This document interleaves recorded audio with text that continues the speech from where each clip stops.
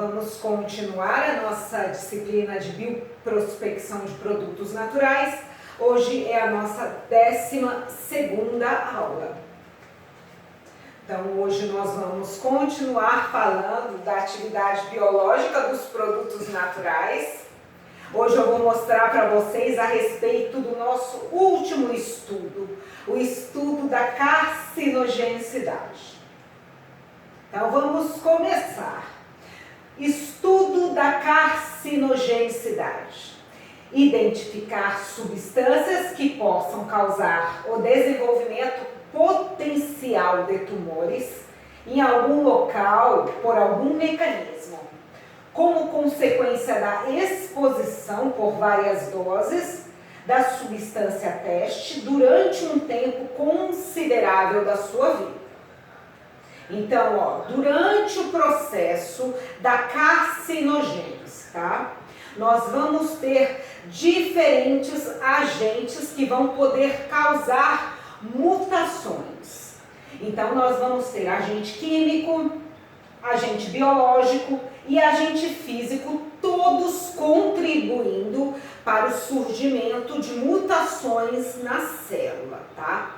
Um processo de carcinogênese, ele não acontece, ele não é fruto de uma única mutação, tá? Ele ocorre por meio do acúmulo de mutações naquela célula, ok?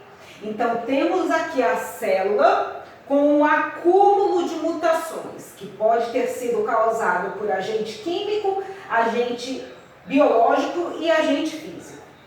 Essa célula, ela vai perder o controle do processo de divisão celular, tá? Então, ela perde esse controle, tá? A perda desse controle pode ocorrer por meio da ativação de proto-oncogenes. Então, a célula pode começar um processo de multiplicação sem parar, ou a inativação de genes supressores. Os genes que eles cessariam o processo de divisão celular, eles podem ser inativados. Esses são alguns exemplos, mas tem vários processos que podem acontecer na célula e com isso ela pode perder o controle do processo de divisão celular. Então, temos aqui uma célula com mutações, ela perde o controle do processo de divisão celular e começa vários processos de iniciação, promoção, onde tem uma replicação muito grande, uma multiplicação muito grande das células. E nós temos aqui, por último, uma célula que aumenta muito em quantidade e ela rompe o órgão onde ela está localizada e aí ela vai atingir outros tecidos, tá? Nesse processo é o que a gente chama de câncer, tá? O estado clínico que a gente chama de câncer, tá? Então, como que surge o câncer? O câncer surge por um acúmulo de processo de mutações na célula, que vão causar várias modificações nas moléculas de DNA das células. Então, ocorre uma multiplicação descontrolada das células alteradas. Ocorre esse acúmulo de mutações, a célula perde o controle da multiplicação celular, do processo de divisão celular. E por causa dessa perda do controle, vai gerar uma multiplicação descontrolada das células que estão alteradas, tá? Ao acúmulo de células cancerosas, então elas vão se multiplicar e vão tomar conta dos órgãos. E por último, as células cancerosas, elas vão sair dos órgãos e vão atingir outros tecidos, tá? O estudo da carcinogenicidade. Qual seria o período de observação da fêmea e do macho de 18 a 24 meses ou mais. Já em relação aos parâmetros que vão ser analisados, todos os animais devem ser avaliados para morbidade, mortalidade, geralmente no início e no final de cada dia.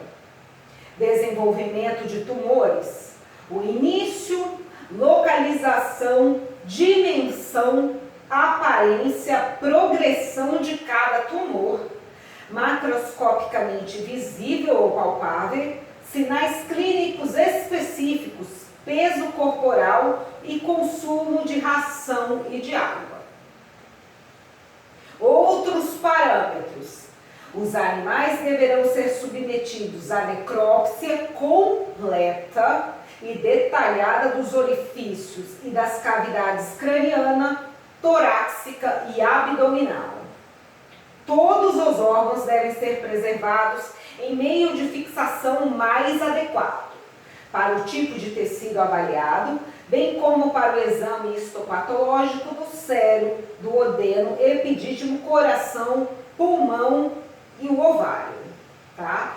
O câncer, depois de toda uma pesquisa que envolve o estudo da carcinogenicidade, nós vamos realizar a eutanásia dos nossos animais e vamos retirar todos os órgãos, tá? Todos os órgãos devem ser armazenados e preservados. Estudos que nós vamos ver aqui, pesquisas envolvendo esse estudo da carcinogenicidade. Então aqui nós vamos trabalhar com camundongos. Vamos começar fêmeas e machos de camundongos adultos, músculo da linhagem, tá? C57BL-6 com 30 gramas de peso corporal. Os animais foram divididos aleatoriamente em grupo controle e grupo tratamento. 36 animais por grupo, 112 machos e 24 fêmeas que foram submetidos ao cruzamento overnight. Grupo controle, 3 tratamento, cada grupo 36 animais, 12 machos e 24 fêmeas com cruzamento overnight. Vai haver a administração do extrato da amora preta via oral. Durante os estudos, os animais receberam alimento e água à vontade. Aqui foram realizados ensaios em vivos, então os testes no corpo dos organismos vivos. Tá? Primeiro aspecto que nós vamos verificar são as dosagens dos químicos. Foram 4 grupos.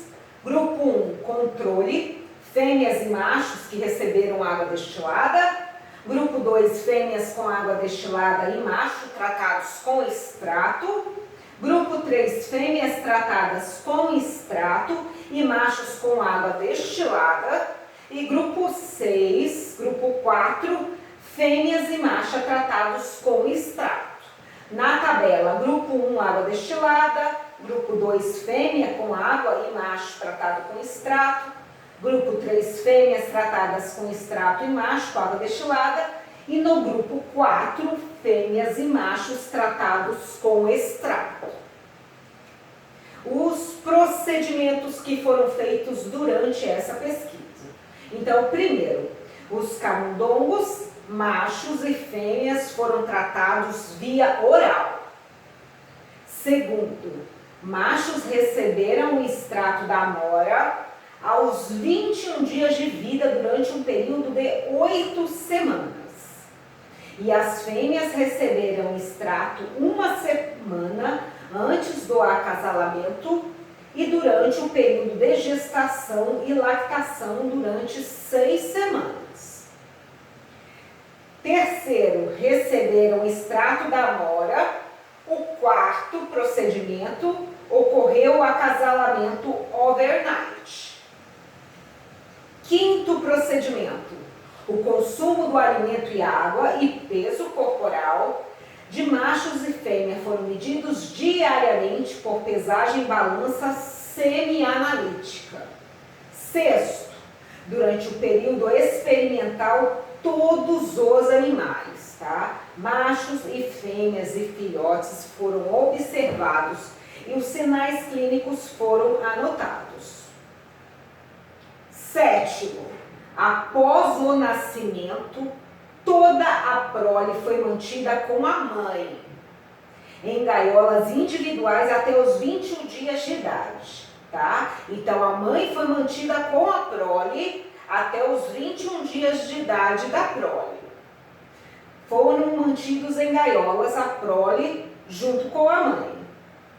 Os animais foram acompanhados até a 20ª semana de nascimento. Nono, no final do experimento, os animais foram pesados, foram eutanasiados e alguns órgãos foram retirados e pesados e armazenados para observação macroscópica. Além disso, alguns deles passaram por uma série de procedimentos para poder ser observados na histologia. Dos pais foram coletados testículos, epidídimos, próstata, vesícula seminal, fígado, rim, coração e pulmão. Já nas mães foram coletados útero, ovário, glândula mamária, inguinal, direita e esquerda, fígado, rim, coração e pulmão.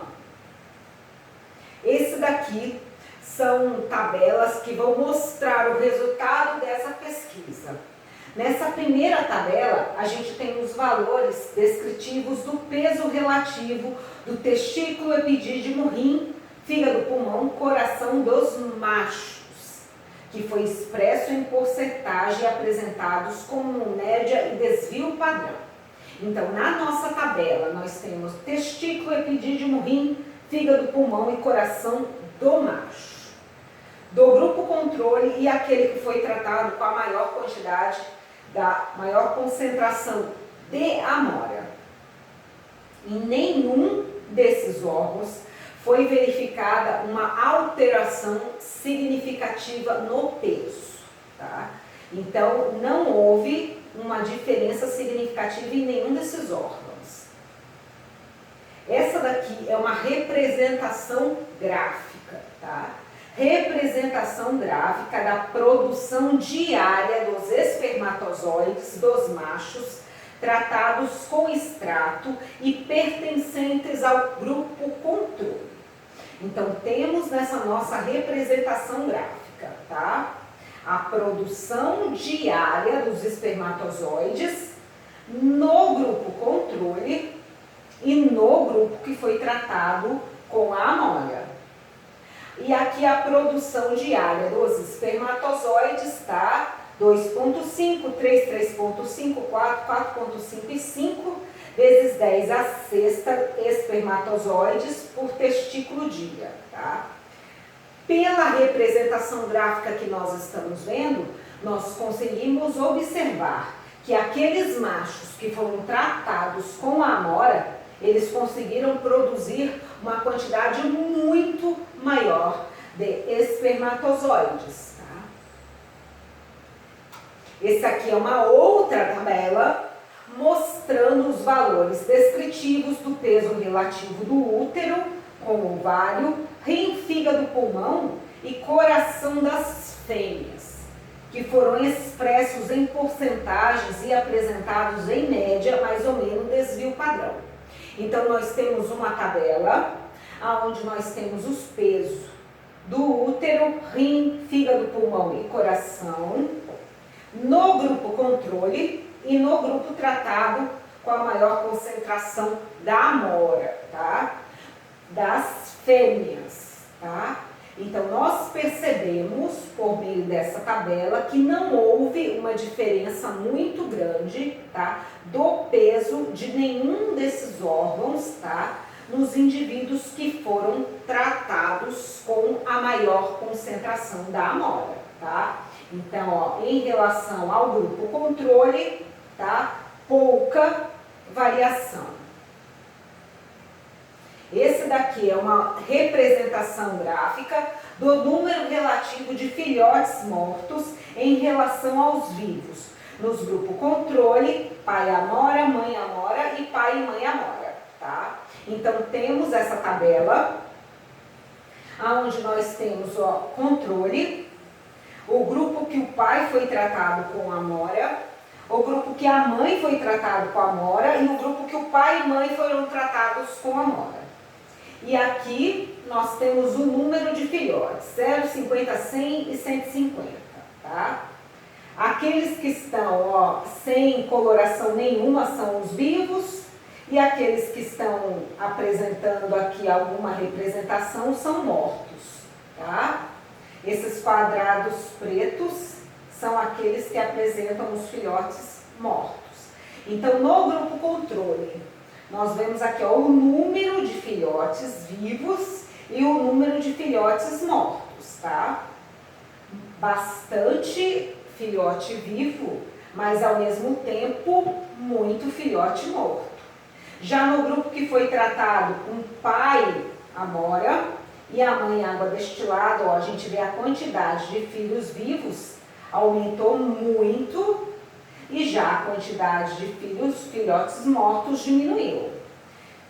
No grupo tratado com a mãe, tratado com a amora, nós temos aqui, ó, o grupo apresentando os filhotes vivos. Houve um aumento também da quantidade de filhotes vivos e uma diminuição dos filhotes mortos em relação ao grupo controle. E no último grupo, que foi o pai e a mãe tratado com amora, a gente vê o número de filhotes vivos, tá? Apresentou a maior quantidade, o maior número de filhotes vivos e uma menor quantidade de filhotes mortos, tá? Então, com essa tabela, nós conseguimos perceber que o extrato está protegendo, tá, o filhote, o tratamento, principalmente se ocorre tanto no pai quanto na mãe.